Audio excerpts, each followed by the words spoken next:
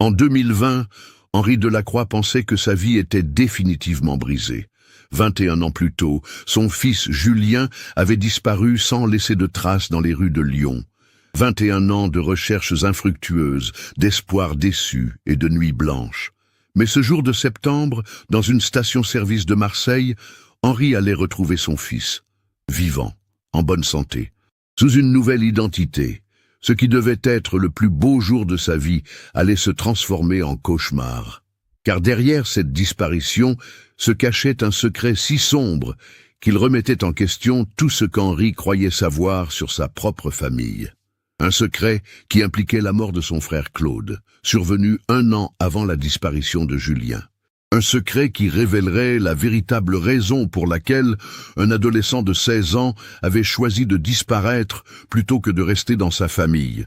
Parfois, retrouver quelqu'un qu'on aime peut révéler des vérités qu'on aurait préféré ne jamais connaître.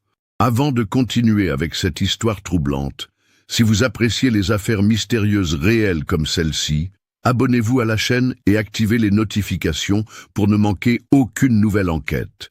Maintenant, découvrons comment tout a commencé. Lyon, automne 1999. La capitale des Gaules s'étendait sous un ciel plombé typique de la saison, ses traboules séculaires serpentant entre Presqu'île et Croix-Rousse. Dans le quartier de la Guillotière, Henri Delacroix menait une vie qui ressemblait à celle de milliers d'ouvriers lyonnais. Métro boulot dodo, avec pour seule joie les matchs de l'Olympique lyonnais et les soirées en famille. À 41 ans, Henri dirigeait un petit garage automobile rue de Marseille, une affaire héritée de son père qui lui permettait tout juste de faire vivre sa famille. Sa femme Marie, employée dans une boulangerie du 7e arrondissement, s'occupait avec dévouement de leur fils unique, Julien, 16 ans, élève de première au lycée Lacassagne. Julien était ce qu'on appelle un adolescent sans histoire, ni brillant, ni cancre, ni rebelle, ni suiveur. Il aimait le football, écoutait du rap français. MC Solar et IAM étaient ses préférés, et rêvait de devenir mécanicien comme son père. Grand pour son âge, avec les cheveux châtains de sa mère et les yeux verts de la famille Delacroix, il avait cette assurance tranquille des jeunes qui grandissent dans un environnement stable. La famille vivait dans un modeste appartement de 3 pièces, au 3e étage d'un immeuble des années 60, avenue Jean Jaurès. L'appartement donnait sur la place du Pont, et Julien aimait observer depuis sa fenêtre le va-et-vient incessant des tramways et des bus. Marie avait décoré l'intérieur avec goût, malgré les moyens limités. Des rideaux à fleurs, des photos de famille dans des cadres dorés, et cette odeur persistante de café et de pain frais qu'elle rapportait de son travail. Henri était un homme taciturne, aux mains abîmées par 30 ans de mécanique. Il parlait peu, mais aimait profondément sa famille. Chaque dimanche, il emmenait Julien voir jouer l'OL au stade de Guerland, partageant avec son fils cette passion héritée de son propre père. Ces moments-là comptaient parmi les plus heureux de sa vie. Marie, elle, était l'âme de la famille. À 38 ans, elle gardait cette vivacité et cette chaleur qui avaient séduit Henri 20 ans plus tôt. Elle s'inquiétait pour tout le monde, cuisinait des plats généreux et maintenait cette harmonie familiale si précieuse dans un quartier où beaucoup de familles se déchiraient. La famille Delacroix entretenait des relations cordiales avec le voisinage. Madame Fernandez, la concierge espagnole, gardait un œil maternel sur Julien depuis son enfance. Monsieur Khalil, le propriétaire de l'épicerie du coin, lui offrait parfois des bonbons. C'était cette France populaire et solidaire des années 90, où tout le monde se connaissait et où la disparition d'un enfant du quartier concernait toute la communauté. Claude Delacroix, le frère cadet d'Henri, était mort l'année précédente dans un accident de voiture sur l'autoroute A6, en revenant de Chalon-sur-Saône, où il travaillait comme représentant commercial. Sa mort avait profondément marqué Henri, qui entretenait avec son frère de 3 ans, son cadet, une relation complexe, mélange d'affection et de rivalité fraternelle. Claude était tout ce qu'Henri n'était pas, bavard, séducteur, ambitieux. Il rêvait de monter sa propre affaire et critiquait souvent Henri pour son manque d'ambition. Depuis la mort de Claude, Henri semblait porter un poids supplémentaire sur les épaules. Marie l'avait remarqué. Il parlait encore moins qu'avant, restait parfois des heures à fixer le vide, et avait pris l'habitude de boire quelques bières de plus le soir. Julien aussi avait été affecté par la disparition de son oncle, qu'il admirait pour sa désinvolture et ses histoires de voyages commerciaux. Le jeudi 14 octobre 1999 restera à jamais gravé dans la mémoire d'Henri Delacroix. Cette journée avait pourtant commencé comme toutes les autres. Marie était partie à 5h30 pour la boulangerie, Henri avait ouvert son garage à 7h et Julien s'était rendu au lycée à 8h, comme d'habitude. Vers 10h, Henri reçut un appel de la vie scolaire du lycée Lacassagne. Julien était absent depuis le début de la matinée et personne ne l'avait vu. Henri pensa d'abord à une erreur administrative. Cela arrivait parfois. Mais quelque chose dans le ton de la surveillante l'inquiéta. Il ferma temporairement le garage et se rendit au lycée. Madame Roussel, la conseillère principale d'éducation, confirma l'absence. Elle précisa que Julien n'avait manqué aucun cours depuis la rentrée et que ce comportement ne lui ressemblait pas. Ensemble, ils contactèrent Marie à la boulangerie. Elle aussi était inquiète. Julien lui avait semblé préoccupé depuis quelques jours, mais elle avait mis cela sur le compte de l'adolescence. Henri rentra chez lui vers midi, espérant trouver Julien. L'appartement était vide. Il remarqua que le sac de sport de son fils avait disparu, ainsi que quelques vêtements et sa console de jeu portable. Cette découverte lui serra le cœur. Julien était parti volontairement. L'après-midi s'écoula dans l'angoisse. Henri et Marie appelèrent tous les amis de Julien, contactèrent les parents, firent le tour des lieux qu'il fréquentait habituellement. Personne ne l'avait vu. Plus troublante encore, Sébastien Moreau, son meilleur ami depuis l'école primaire, révéla que Julien lui avait posé des questions étranges la semaine précédente sur les moyens de partir vivre ailleurs, sans être retrouvé. Vers 18h, Henri se rendit au commissariat du 7e arrondissement pour signaler la disparition. L'agent d'accueil, un homme d'une 50aine d'années aux cheveux grisonnants, prit la déclaration avec professionnalisme, mais sans urgence particulière. Dans 80% des cas de fugue d'adolescents, lui expliqua-t-il, les jeunes revenaient d'eux-mêmes dans les 48 heures. Marie refusa de rentrer chez elle ce soir-là. Elle resta dans les rues jusqu'à minuit, appelant le nom de son fils, interrogeant les derniers passants. Henri la retrouva épuisée sur un banc, place Bellecour, fixant les lumières de la ville, avec l'espoir insensé de voir apparaître Julien. Le vendredi matin, l'inquiétude avait laissé place à la panique. Julien n'avait toujours pas donné signe de vie. Le brigadier-chef Laurent Mercier fut chargé de l'enquête. Cet homme de 45 ans, père de famille lui-même, comprit immédiatement la gravité de la situation en voyant l'état des parents. L'enquête révéla rapidement que Julien avait retiré ses économies, 250 francs, de son compte d'épargne le mercredi soir grâce à sa carte bancaire. Les images de la caméra de surveillance de la banque montraient un adolescent déterminé, sans trace visible de détresse.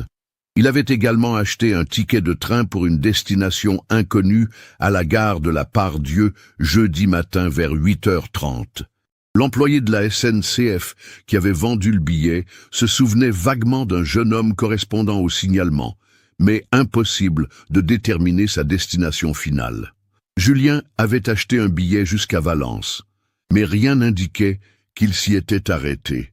Les jours suivants furent un cauchemar organisé. Marie prit un congé sans solde de la boulangerie pour se consacrer entièrement aux recherches. Henri ferma son garage et contacta tous les médias locaux.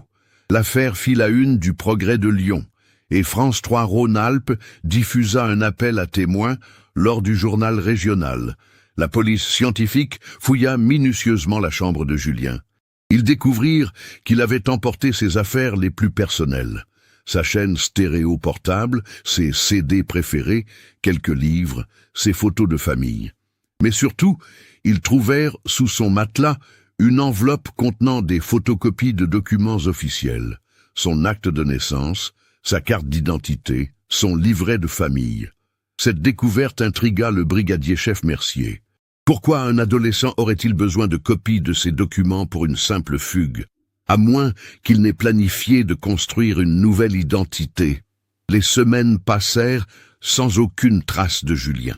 Malgré les diffusions d'avis de recherche dans toute la France, les contrôles routiers et ferroviaires, et même les vérifications dans les foyers pour mineurs, aucun indice ne permettait de localiser l'adolescent. L'enquête révéla que Julien s'était documenté sur Internet dans les semaines précédant sa disparition. L'historique de l'ordinateur familial montrait des recherches sur les procédures de changement d'état civil, les moyens de vivre sans papiers officiels et même des forums dédiés aux personnes souhaitant disparaître volontairement. Mais le plus troublant était ce que découvrit Marie en rangeant les affaires de son fils.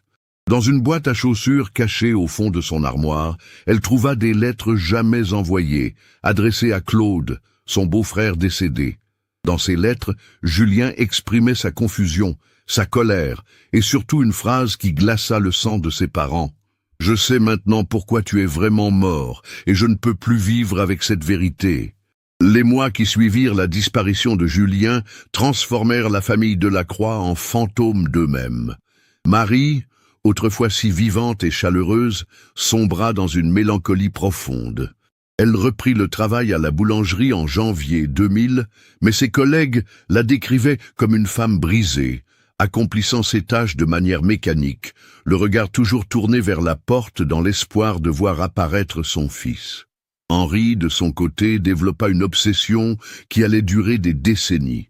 Il transforma son garage en véritable centre de recherche privée. Sur les murs, entre les calendriers de pièces détachées et les certificats de contrôle technique, s'étalèrent des cartes de France punaisées de fil rouge, des photos de Julien à différents âges et des listes de numéros de téléphone griffonnés à la hâte.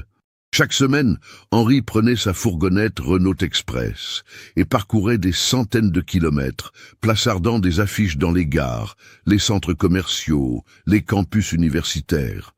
Il avait calculé qu'en 20 ans, il avait collé plus de 15 000 affiches à travers la France.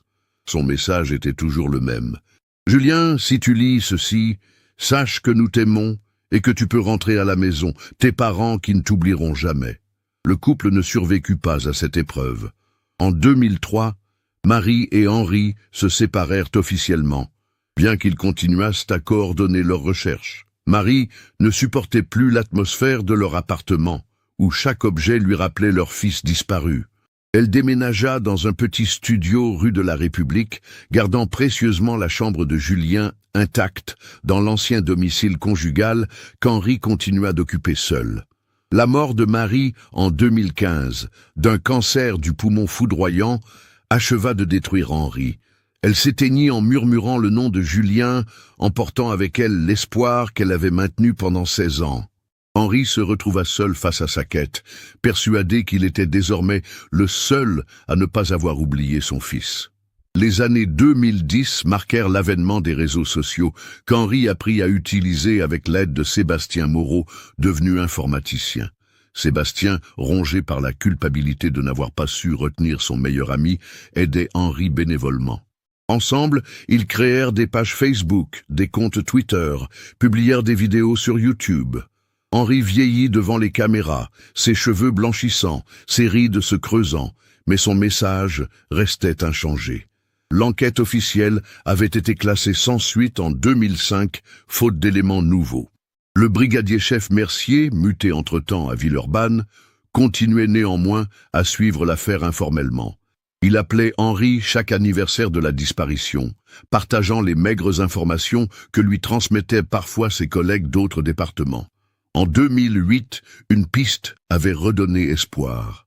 Un homme correspondant au signalement de Julien avait été aperçu à Montpellier, travaillant sur un chantier de construction.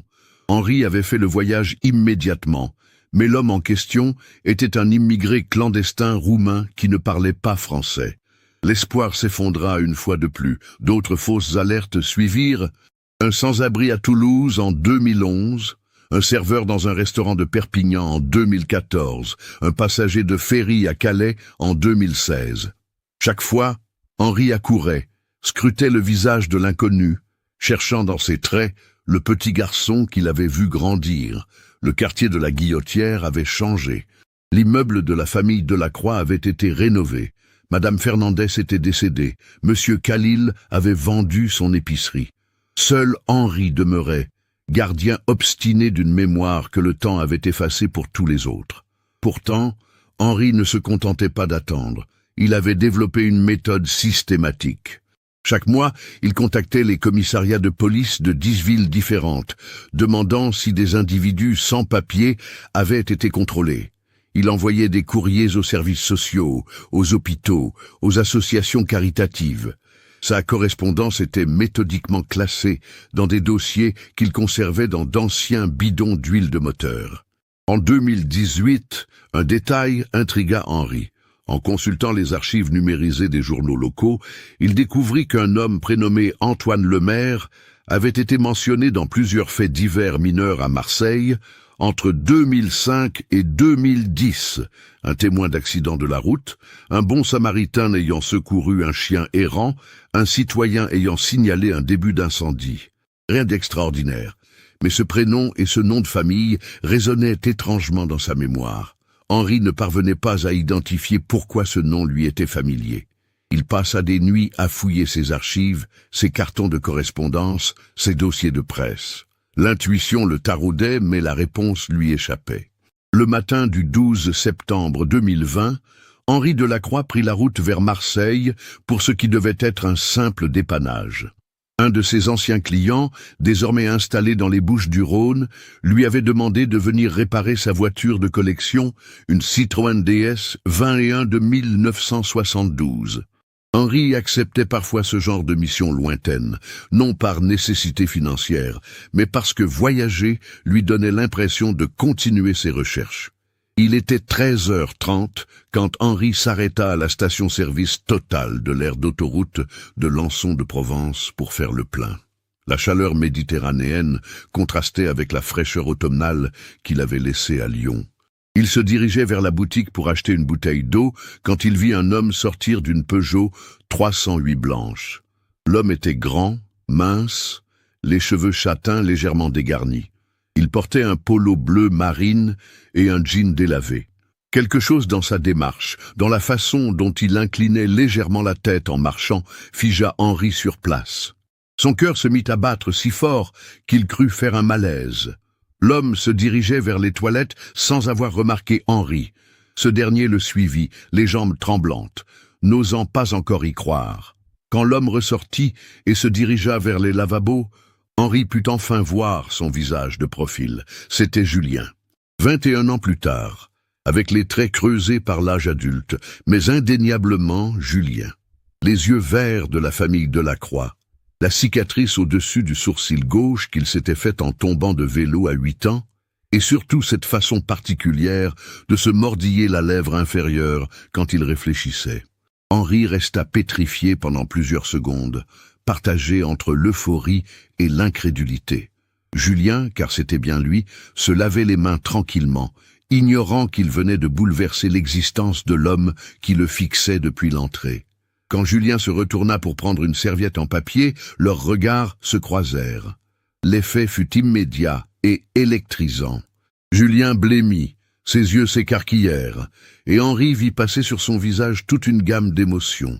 Choc, terreur, tristesse, et quelque chose qui ressemblait à de la culpabilité. « Papa » murmura Julien d'une voix étranglée. Henri ne put articuler un mot.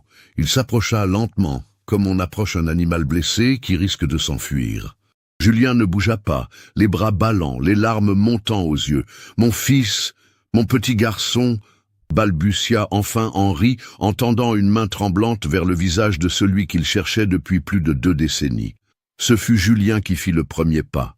Il se jeta dans les bras de son père avec la violence du désespoir.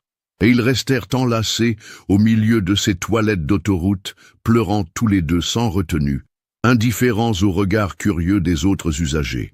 Ils passèrent l'après-midi dans un café de Salon de Provence, une petite brasserie familiale où Julien avait ses habitudes.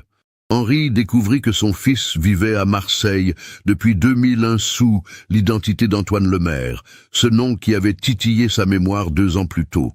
Julien travaillait comme mécanicien dans un garage du 13e arrondissement, spécialisé dans les voitures anciennes. Il était marié depuis 2012 à Sylvie, une institutrice, et ils avaient 2 enfants. Emma, 6 ans, et Lucas, 4 ans.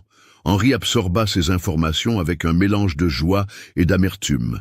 Il était grand-père sans le savoir. Son fils avait refait sa vie à quelques centaines de kilomètres de chez lui, construisant patiemment une existence nouvelle pendant qu'Henri s'épuisait à le chercher partout en France. « Pourquoi ?»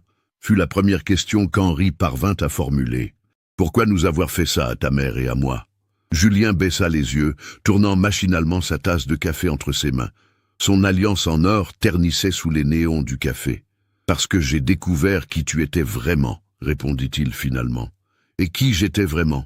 Henri fronça les sourcils, ne comprenant pas. « J'ai découvert que tu n'étais pas mon père, que mon vrai père c'était Claude, et j'ai découvert pourquoi Claude était mort. » Le sang d'Henri se glaça. Cette phrase résonnait étrangement avec les lettres que Julien avait laissées dans sa chambre, ces mots que ni lui ni Marie n'avaient jamais vraiment compris. « Je ne vois pas de quoi tu parles », mentit Henri, mais sa voix tremblait. Julien releva la tête et planta son regard dans celui de son père. Ses yeux verts, que Henri chérissait tant, exprimaient maintenant une détermination implacable. En octobre 1999, j'ai découvert par hasard un carton dans le grenier de grand-mère Delacroix. Elle était en maison de retraite depuis 6 mois, et maman m'avait demandé de l'aider à trier ses affaires. Dans ce carton, il y avait des lettres d'amour que Claude avait écrites à maman entre 1981 et 1983. Des lettres où il parlait de moi, de sa joie d'être bientôt père, de ses projets d'avenir avec Marie. Henri sentit le sol se dérober sous ses pieds. Cette histoire, enterrée depuis tant d'années, refaisait surface avec la violence d'un tsunami. Au début, j'ai pensé que c'était une erreur, que j'avais mal compris, mais j'ai confronté les dates. Je suis né le 15 mai 1983. Claude et maman ont rompu en septembre 1982, officiellement. Toi et maman, vous vous êtes mis ensemble en octobre 1982 et vous vous êtes mariés en décembre. Les calculs collaient parfaitement. Julien marqua une pause, laissant à Henri le temps d'encaisser. Mais ce n'était pas le pire. Le pire, c'est ce que j'ai trouvé dans la dernière lettre de Claude, datée du 3 septembre 1982. Il écrivait qu'il ne renoncerait jamais à Marie et à son enfant, qu'il avait un plan pour récupérer sa famille, et il terminait en disant qu'il avait des preuves de quelque chose qui pourrait te détruire si tu ne le laissais pas tranquille. Henri était livide. Sa main tremblait tellement qu'il dut reposer sa tasse. Claude est mort le 23 novembre 1998 dans un accident de voiture, poursuivit Julien implacablement. Mais j'ai consulté les archives du journal Le Progrès à la bibliothèque municipale. L'article parlait d'un accident mystérieux sur l'autoroute A6. Claude avait quitté la chaussée par temps sec, aucune trace de freinage, aucun obstacle visible. Les gendarmes avaient conclu à un malaise au volant, mais le journaliste mentionnait que la famille avait refusé l'autopsie. Henri ferma les yeux. Ces détails qu'il avait espéré emporter dans sa tombe ressurgissaient avec une précision chirurgicale. J'ai 16 ans à l'époque, et tout d'un coup, je comprends tout. Pourquoi Claude et toi, vous vous disputiez sans cesse? Pourquoi il venait si souvent à la maison quand tu n'étais pas là? Pourquoi maman pleurait parfois en regardant des photos? Pourquoi tu buvais de plus en plus après sa mort? Et surtout, pourquoi tu me regardais parfois avec cette expression étrange, comme si tu voyais quelqu'un d'autre à travers moi? Julien se pencha vers Henri, sa voix se faisant plus dure. Tu as tué mon vrai père, n'est-ce pas? Et ensuite, tu as pris sa place dans notre famille. Henri garda le silence pendant de longues minutes, fixant le fond de sa tasse, comme s'il y cherchait une réponse. Autour d'eux, la vie du café continuait normalement. Des clients qui entraient et sortaient, le patron qui essuyait ses verres derrière le comptoir, le bruit familier de la machine à expresso. Cette normalité contrastait cruellement avec l'abîme qui venait de s'ouvrir entre le père et le fils. « Comment as-tu fait pour changer d'identité ?» finit par demander Henri, esquivant la question de Julien. J'avais 16 ans, mais j'étais débrouillard. Les premières semaines, j'ai vécu dans des foyers d'urgence à Valence, puis à Avignon. J'ai rencontré des gens qui m'ont appris comment survivre sans papiers officiels. En 2001, j'ai rencontré un homme qui fabriquait de fausses identités. Il m'a coûté toutes mes économies, mais j'ai obtenu une carte d'identité au nom d'Antoine Lemaire, né à Dunkerque. Les services de l'état civil étaient moins informatisés à l'époque. Il était plus facile de se glisser entre les mailles du filet. Julien but une gorgée de café avant de poursuivre. J'ai choisi Antoine parce que c'était le prénom que Claude voulait me donner selon ses lettres, et Lemaire, c'était le nom de jeune fille de grand-mère Delacroix. Une façon de garder un lien avec ma vraie famille, tout en effaçant celle qui m'avait menti. Henri accusait chaque mot comme un coup de poing. Il réalisait que son fils avait tout planifié, que sa disparition n'était pas un acte impulsif d'adolescente en crise, mais une fuite calculée pour échapper à une vérité insupportable. Les premières années ont été terribles, continua Julien. J'ai enchaîné les petits boulots, plongeur dans des restaurants, ouvrier agricole dans le Vaucluse, manutentionnaire. Je dormais parfois dans ma voiture, une vieille Renault 5 que j'avais achetée 300 €. Mais j'étais libre. Libre de cette famille construite sur un mensonge et un crime. Henri sentit les larmes monter à ses yeux. Ta mère n'a jamais cessé de t'attendre. Elle est morte en prononçant ton nom. Tu lui as brisé le cœur. Maman était complice, répliqua Julien sèchement. Peut-être pas du meurtre, mais du mensonge. Elle savait que Claude était mon père. Elle a choisi de me laisser grandir, en pensant que tu étais mon vrai père. Elle a choisi ta sécurité plutôt que ma vérité. Cette accusation blessa Henri plus profondément que tout le reste.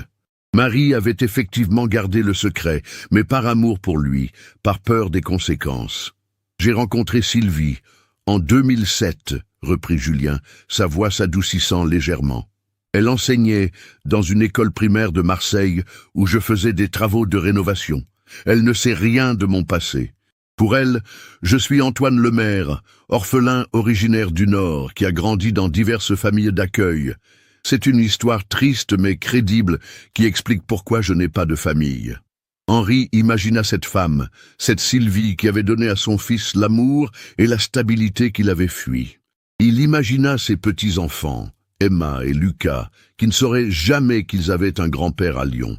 Est-ce que tu es heureux ?» demanda Henri, la voix brisée. Julien hésita avant de répondre. « J'ai construit une vie.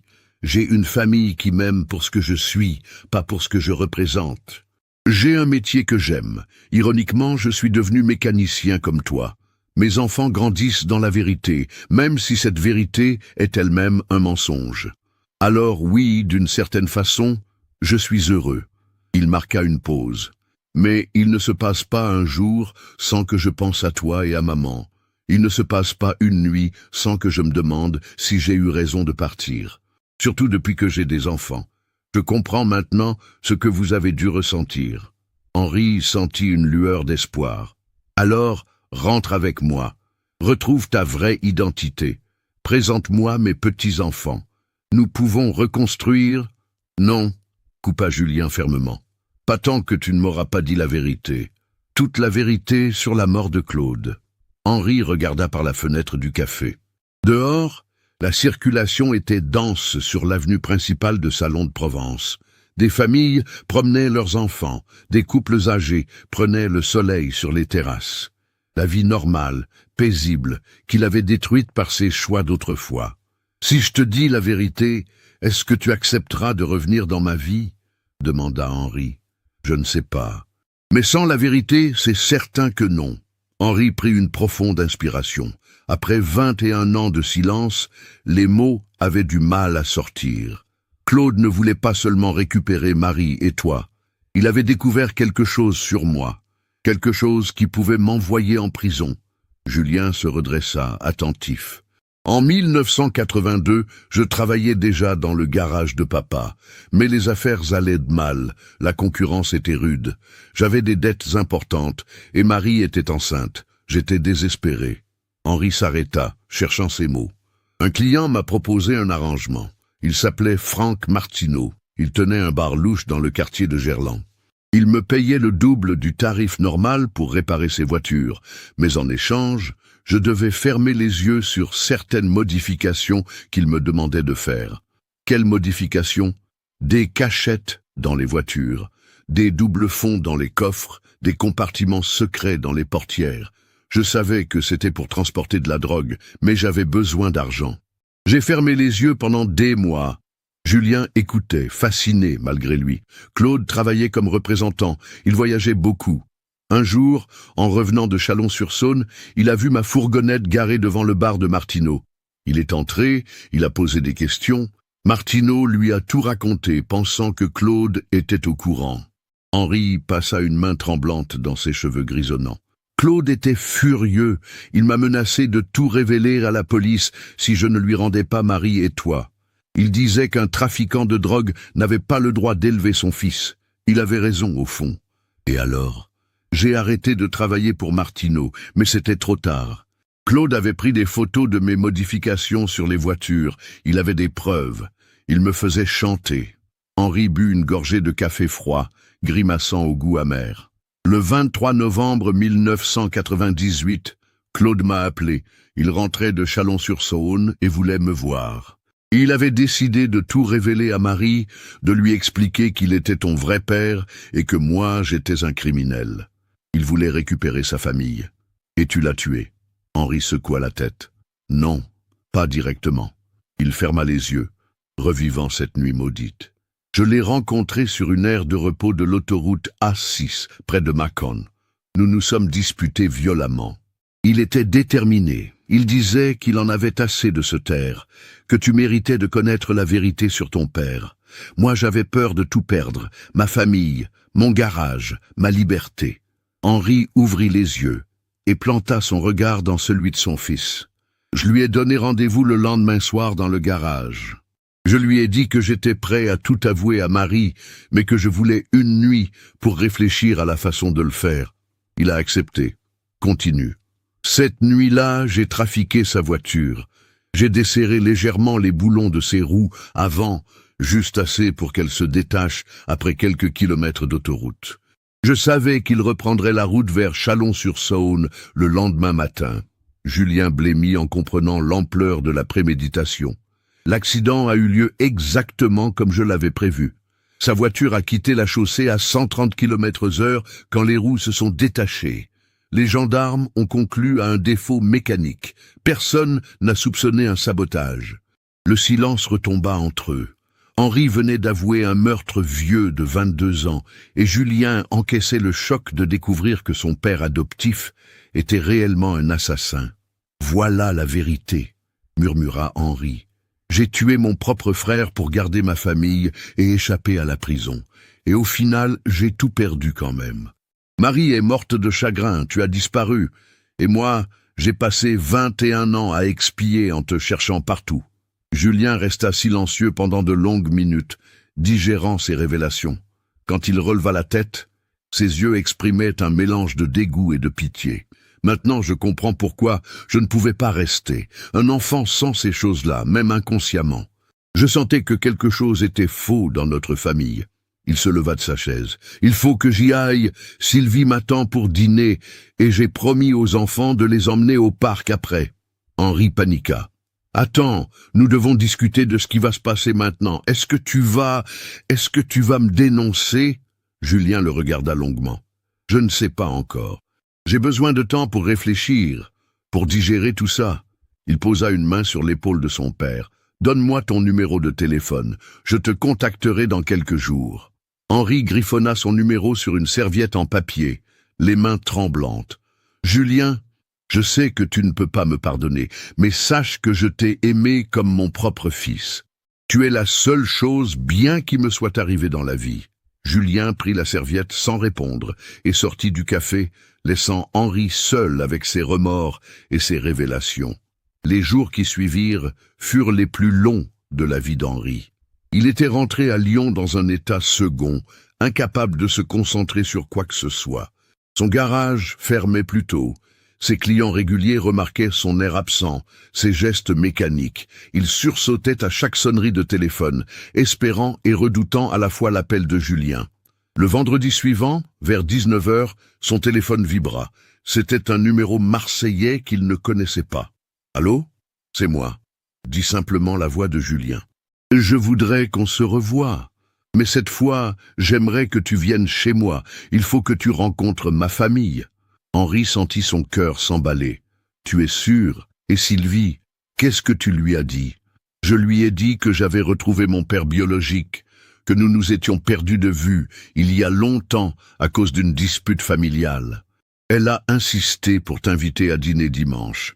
Elle dit qu'Emma et Lucas ont le droit de connaître leur grand-père. » Henri ferma les yeux, ému aux larmes. « Et la police ? Tu as décidé de... Nous en parlerons dimanche. Viens vers midi. J'habite dans le 13e arrondissement, quartier de la Rose. Je t'envoie l'adresse par SMS. » Le dimanche matin, Henri prit la route de Marseille avec un mélange d'excitation et d'appréhension qu'il n'avait pas ressenti depuis des décennies. Il avait acheté des cadeaux pour ses petits-enfants, une poupée pour Emma et un camion de pompiers pour Lucas. Des jouets simples, mais choisis avec l'amour d'un grand-père qui découvrait enfin sa famille. L'appartement de Julien se trouvait dans une résidence moderne, construite dans les années 2010, avec des balcons fleuris et un petit jardin communautaire. Henri monta les 3 étages, le cœur battant, serrant dans ses mains les sacs de cadeaux. Quand la porte s'ouvrit, Henri découvrit une femme brune aux yeux noisettes, au sourire chaleureux malgré une légère nervosité.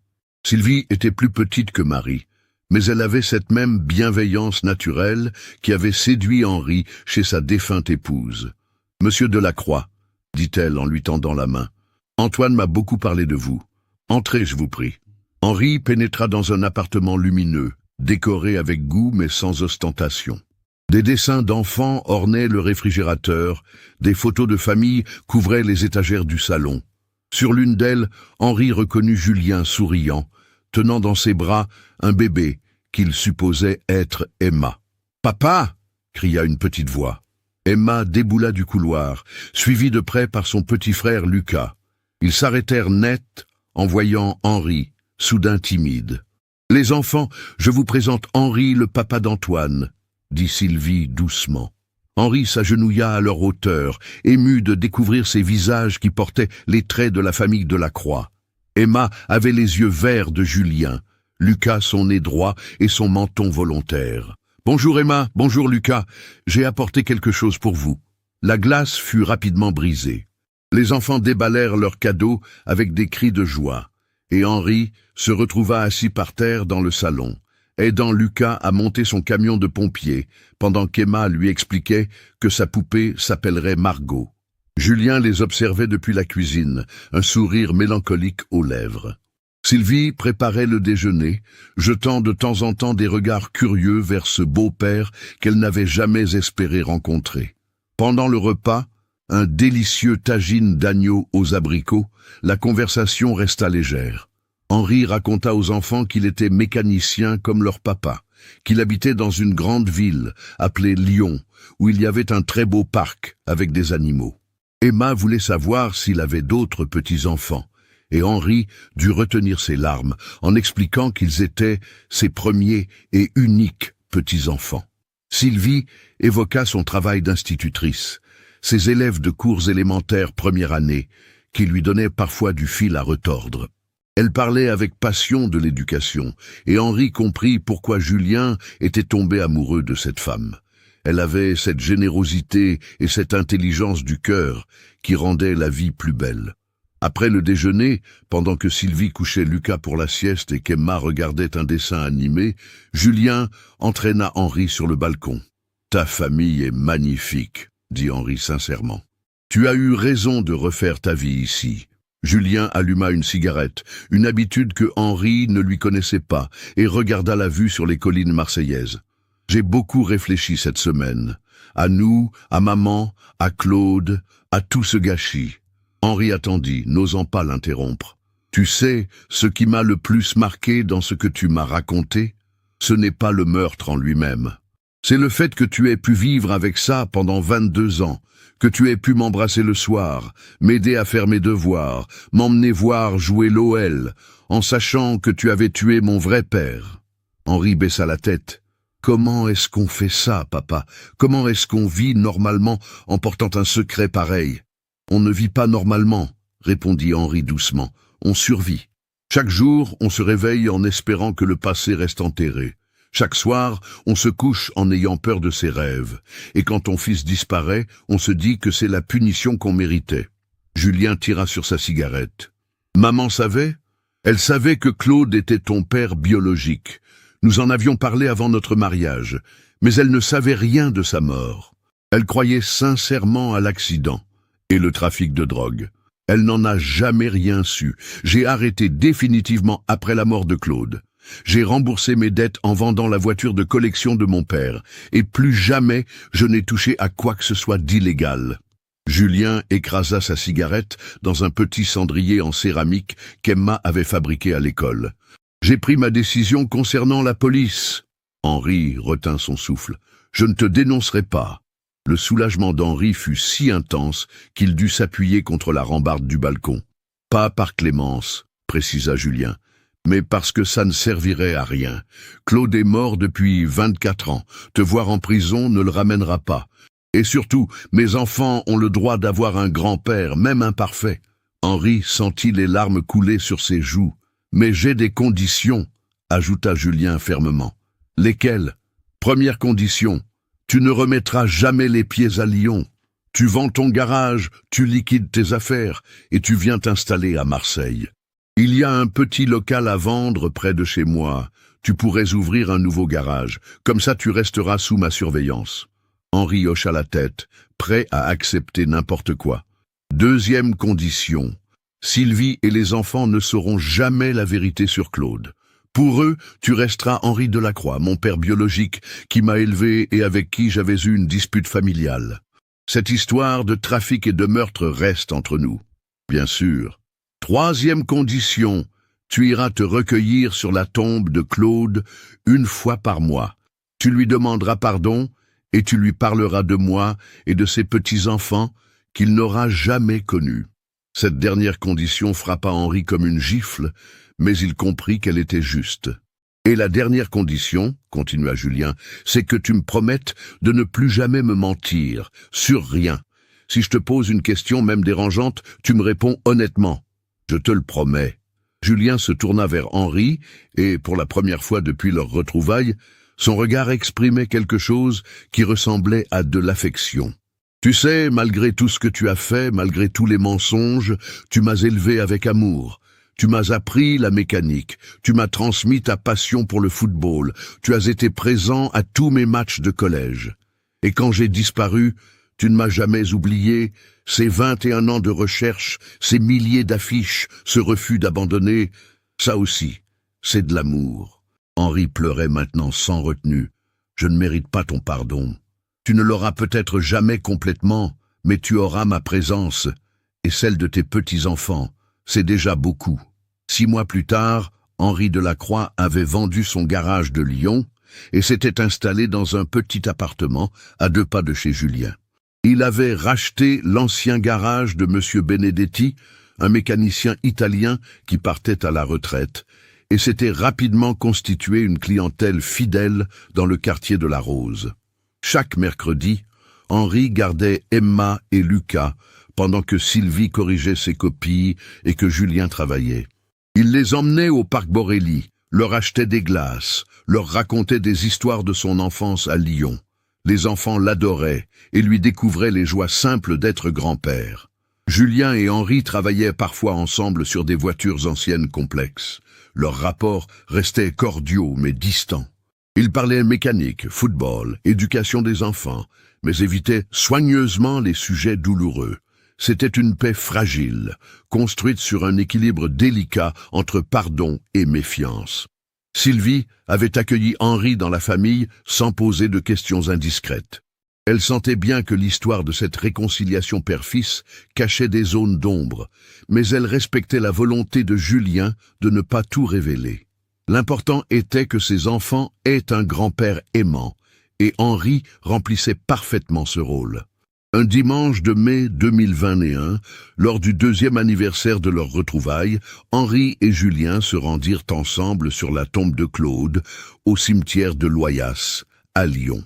C'était le premier voyage d'Henri dans son ancienne ville depuis son installation à Marseille. La tombe était simple. Une pierre grise avec l'inscription Claude Delacroix, 1958-1998, regretté de tous.